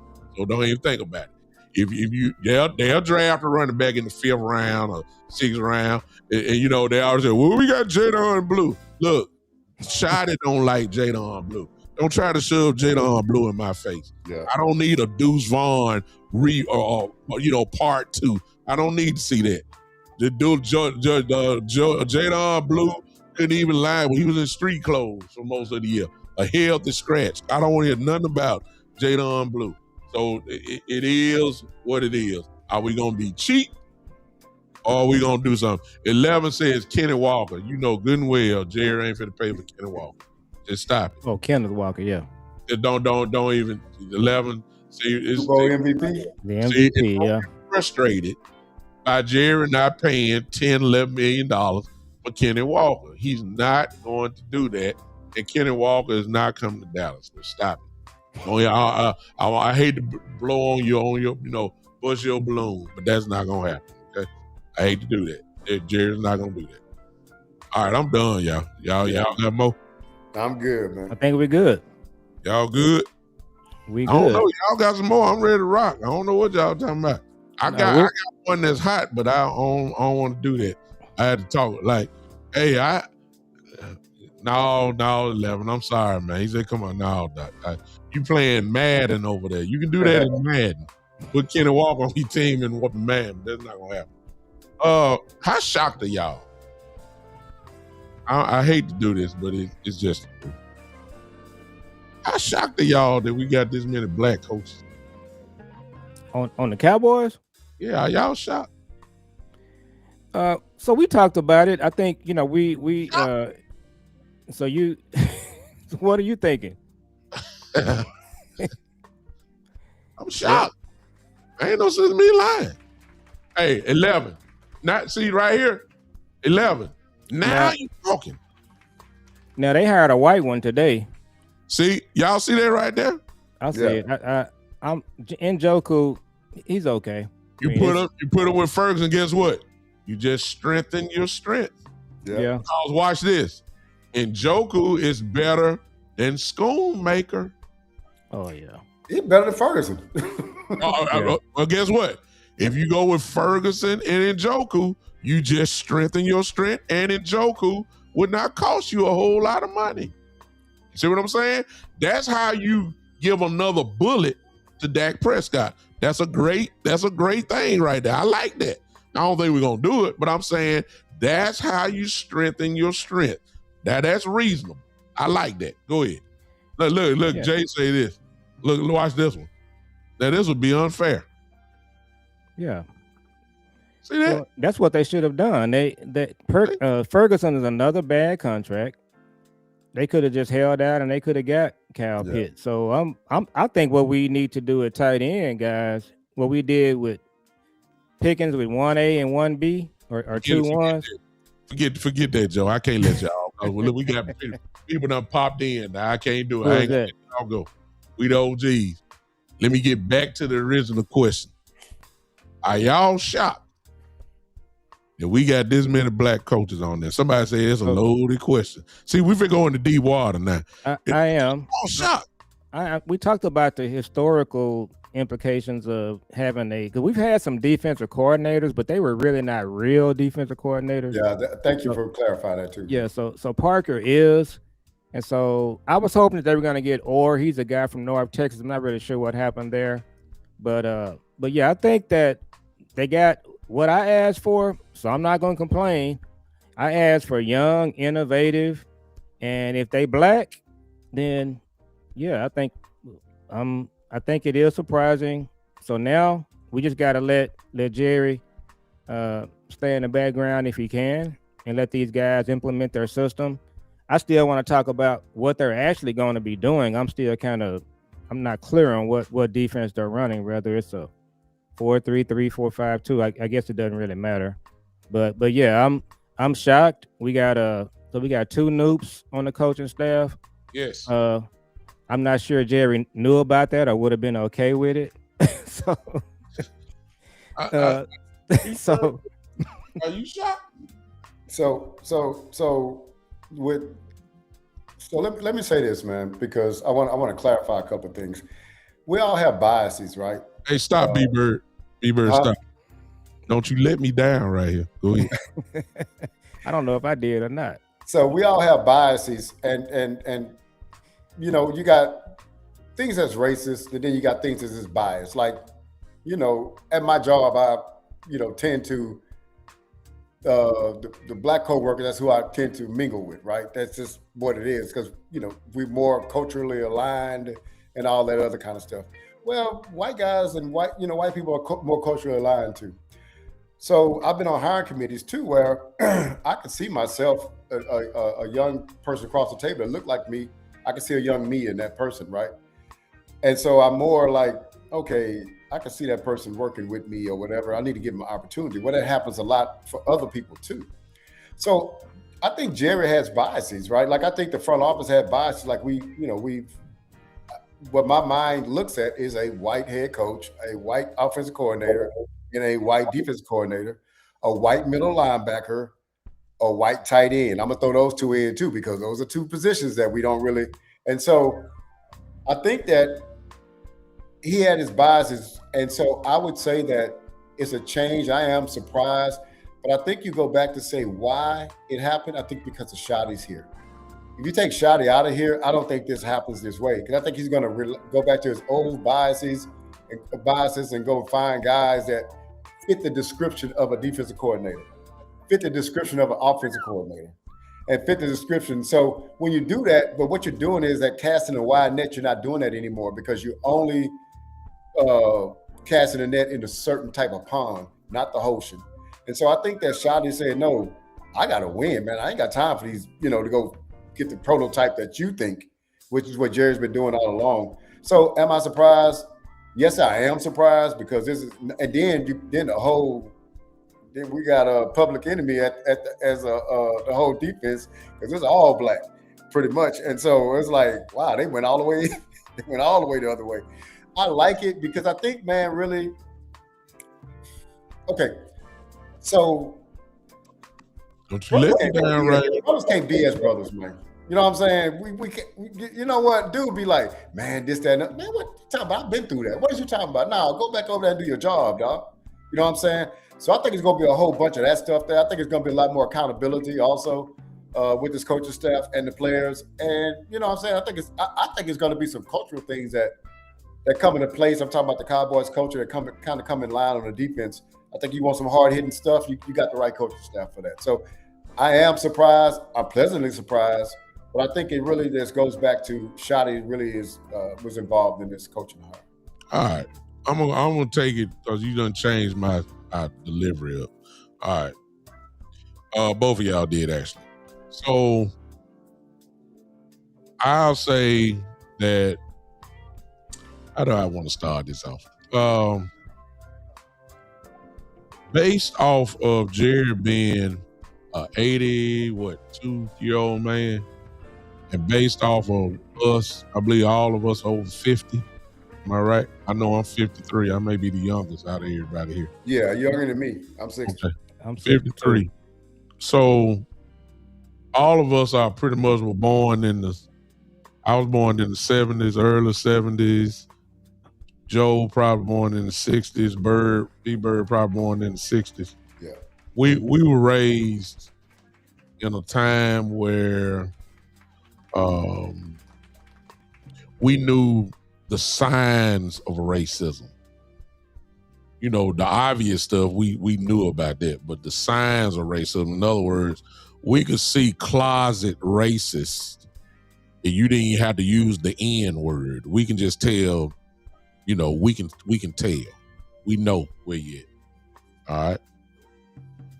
Based off the history of Jerry, I don't care nothing about Michael Irvin loving him, Dion loving him, Emmett loving him. A lot of that is based off of what they did for Jerry.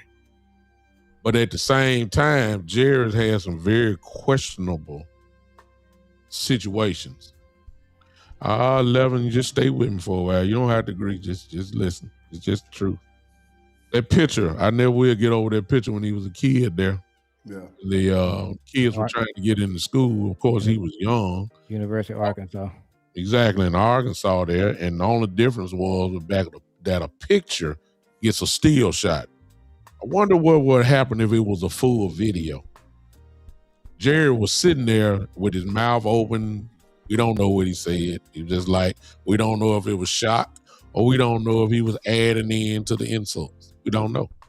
Wonder what the video would have said. Then I never will forget about the Kaepernick situation. And then said, okay, and he said that when the national anthem is played, all toes will be on the line. And if you're not, you won't wear a Dallas Cowboy uniform again. Well, let's just be honest with you. Most of his players are black.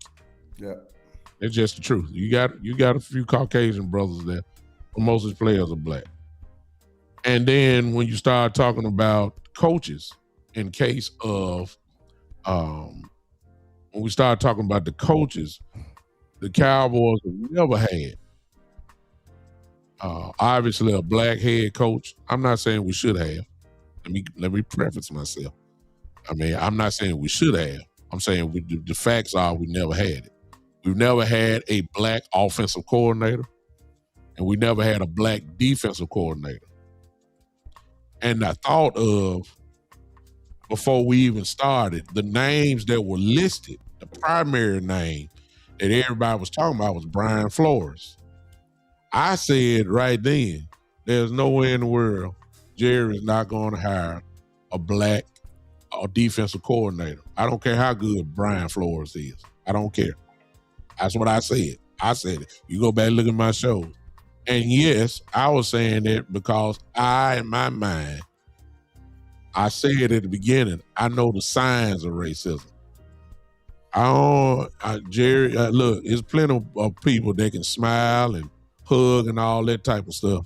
And then at the same time, soon you turn your back, they'll call you an N-word. So I done seen that millions of times. I ain't just so sure about Jerry. That's just me. You don't have to agree in the chat. You don't have to, even Joe and B-Bird don't have to agree. I'm not sure about Jerry as far as being, non-racist. I'm not sure. I just seen some signs that say, okay, like that. I was shocked when Jerry allowed Christian Parker, a young one at that, young guy, 34 years old, young black man, and then also allowed him to hire several other black guys for position coaches. We good at black guys for position coaches. That ain't nothing new with Cowboys. We good at that. But being the head guy, defensive coordinator, something completely different. So I will say this. I will have to apologize for stereotyping Jerry because he did something that I never thought he would do. And I owe him an apology because he did hire my frat there. I'm shocked. And allowed all these other guys there. Now, why does that need to happen? It's simple. Is there a white guy that stars on defense for the Dallas Cowboys? No. I have to think about it. No, I don't think so. No. They're going to relate. They're going to relate to the young brothers. Yeah. We have I'm not saying they're not going to, Eberflus, I wasn't in the meetings. I wasn't in the meetings. I don't know. I didn't hear him. I know he used some cuss words and all that, but everybody used cuss words in coaching. That ain't nothing new. But as far as relatability and relating, Christian Parker is going to relate better with the team. And I'm just telling you the truth. It means something a little bit different. They're going to run through a wall for this dude. They're going to run through a wall for these position coaches. I'm not saying they're going to do it they didn't do it with Eberflus. I'm just saying it's just going to be better. So the answer, I'm shocked. I am. I ain't speaking for B Bird. I'm not speaking for Joe. I'm speaking for me. I'm shocked because I had the stereotype. I guess I'm just guilty. I got one of these cameras, y'all, that move with me. I bought them, y'all. Big time show. Y'all thank y'all for contributing to the cause. I move this way. Camera move with me. You see what I'm saying? I move this way. Yeah. Like, hey, move with me now. There you go. Okay, let me get myself back straight. Come on back. Mine do that. Yeah. So I don't know. I'm shocked that we got it. That's a culture changer within itself. Y'all see what I'm saying? Yeah. And kudos to Shotty. Shotty done, y'all. Let me tell you something. Maybe I need to do a show on this by myself. Maybe y'all guys need to. Maybe y'all guys might do it too. Shotty done changed his culture for real, man. I mean, he done shook the foundation. Yeah. He's shaking the foundation. And I believe it's going to be for the better. I want to say this. You're wrong on that, Cowboys. Will McClay is around because he's good. That's the bottom line. Will McClay is good at what he does. His scouting staff is great. Always have been. He was a coach in the Arena League. I know that's not the NFL, but he's got a little coaching experience. Scouts well. He does everything fine. He's the reason why we've been noticing some of these guys, some of these all pros we done have over the years because of Will. Not because of Jerry and Steven. As I done always said, Jerry and Steven don't watch no tape. That's Will and his crew that does that. So I want to, I don't know. But I'm going to leave that alone because we just jumped to a little deep water there. We might lose a few people on that, but I just had to say that. I'm shocked on that. Why not make him GM? Because Jerry Jones said he was GM in 1989. That's why. Jerry ain't giving up his seat for nobody. Yeah, Will is the kind of like the GM in deed. Jerry is the GM in name. Y'all understand that? Jerry don't do no work for like no GM. He let Jerry run his mouth. Jerry never is giving up the GM. Jerry gonna give it up when he die. Ain't nobody else getting that GM title until Jerry leave Earth. That's it. Yeah. Now Will do the work. Steven may do partial of the work, but Jerry gonna hold that title, president and GM, until he die. Just in case we win. Exactly. Just in case we win, so he can say he's the GM. Yeah, exactly. That's why they kept Will around. That's why they paying him the big bucks, because he know how to do the job. So that's why. All right, I'm done. I'm done with that. Y'all through now? Tell everybody before y'all leave. Tell everybody where y'all at. Go on, Cowboy Joe. So it was definitely an appropriate question, one that we can probably talk about all throughout the year. So it's not something that it's not the first time it's been brought up. So it was definitely a good appropriate question. But so you can find me and my son. We do father and son Cowboys and Sportscast. So I do a show with my son. We started our YouTube channel, and so I'm a third generation Cowboy fan. He's a fourth generation Cowboy fan. And so like a lot of our millennials and third or fourth generation fans out there that are Cowboy fans, they kind of struggling with the fact that they hadn't won. I saw this yesterday. It's a crazy stat. And B-Bird, we talked about it ourselves on one of our shows. So by the time I was 37 years old, I had seen 14 NFC championship games. So by the time I turned 37, I had seen 14 NFC championship games big time. My son is the same age. He's seen 0. Now that's a whole nother show. That's a whole nother show right there. That's crazy. So it's a lot of young Cowboy fans. They frustrated and they haven't seen this team win. And so we talk about that a lot on our show. So check us out, Father and Son Cowboys and Sportscast. And then on Twitter or X, I'm at Cowboy Joe 64. Check me out on there. And it's always good to be on with my brothers, my fraternity brother, the one and only Big Time Show, connected with him. And then, of course, the legendary B-Bird, who needs no introduction. I love doing content with these guys on Friday. So check us out on all of our channels. Yeah, so it's B-Bird Cowboy, man. It's great being on with y'all. Been on with the brothers again, man. Just to chop it up. But some guys that been seeing some things, some of the same things I've seen over Cowboys over the years, man. So we can do it from a historical perspective. Definitely appreciate being on with y'all. But y'all can catch me on B-Bird Cowboys on YouTube and on X, man. If y'all get a chance, come over. I dropped a video last week. Planning on doing a video with my son because he's very passionate about Pickens. So I'm in discussions with him about him taking one side, I take the other side, and us debating about it and trying to see if we can come up with something. So and a couple of more things too with him. But y'all check me out. I'm gonna be doing some videos throughout the week. I did one recently, like I said, it was a live for like 30 minutes or so. You will go back and check that out. And just give me a like and a subscribe, y'all don't mind. I appreciate y'all. Thanks for being on again, man. All right. Most of you guys know me, I believe. Big Time Show. You can follow me the Big Time Show on YouTube and on Facebook and on X. Those three you can't miss me on. Do me a favor for everybody that's here. I need you to turn on the live notification button for all of us. That way you will not miss us coming on live. Once you should pop up on your phone, or if you're watching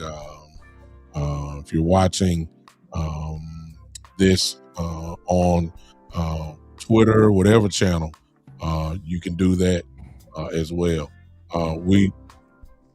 Whatever day we come on, that's fine. But as far as us three, we're together. We try to target in on Friday. We got a lot of stuff going on. And if we can't come, we're not gonna ever do two guys and one we made accountable, somewhat of a pact that we're gonna do it together. So whatever day that we come on, just turn it on and you'll see it come on. We'll make sure that we have the title there. You'll know it's us and not just one individual, that type of thing. But listen, always a pleasure. Ladies and gentlemen, these guys are so good. We don't even have notes. We just sitting on the back porch, just talking. That's what you just saw today. We don't do notes. We just roll, and that just show you the talent level that these guys have. Yeah. Appreciate you. He said, glad this came up while scrolling on lunch break. Yep. This guy right here. So I hope you guys see what I'm saying. This is what we do. So it just goes to show that this show works. And the most part, he said we talk truth. We real Cowboy fans. We'll say they good and then we'll say they bad. We'll talk bad about Jared, then we give Jared credit when it's time. We'll give Dak credit. Yeah, exactly. We don't care. We've seen we've seen pretty much all the championships from the 70s all the way up until the 90s. So we know what the championship organization kind of looked like. We know. We've seen it here. So it's like that. Let me pump my girl up only because I like her so much. Kels, if y'all not following, let me see what she got here. Kels says her second draft show kicks off Sunday on that BDG is Built Different group. Oh, what's that on? I'm sorry. That's on Facebook for sure. I don't know if she's on YouTube with that or not. Kels will put it in there in a second, but definitely Built Different group. So that starts on Sunday at 8 p.m. Eastern. Is on Facebook, and I'm quite sure if she is on YouTube, she'll say that in just a few seconds probably.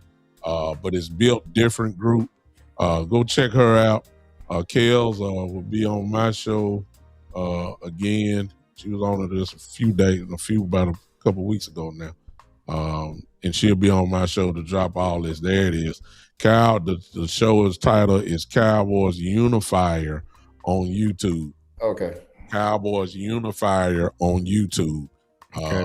Yeah, we'll check it out. She's dominant on both platforms. So let's go check her out and support her as well, and the show that she's on. She always has great knowledge, and then of course she has an inside ear and eyes in the building of the Cowboys. So you always you're gonna hear some things that ain't made the TV yet. Yeah. So you probably want to check her out. So she's a tremendous resource for Dallas Cowboy content. All right, we done enough talking. We out. We'll holler at y'all the next time. Look for us next Friday, hopefully.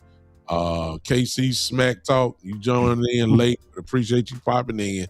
Thank y'all so much for hanging with us. We'll see you on next Friday, perhaps, as a group. Yes.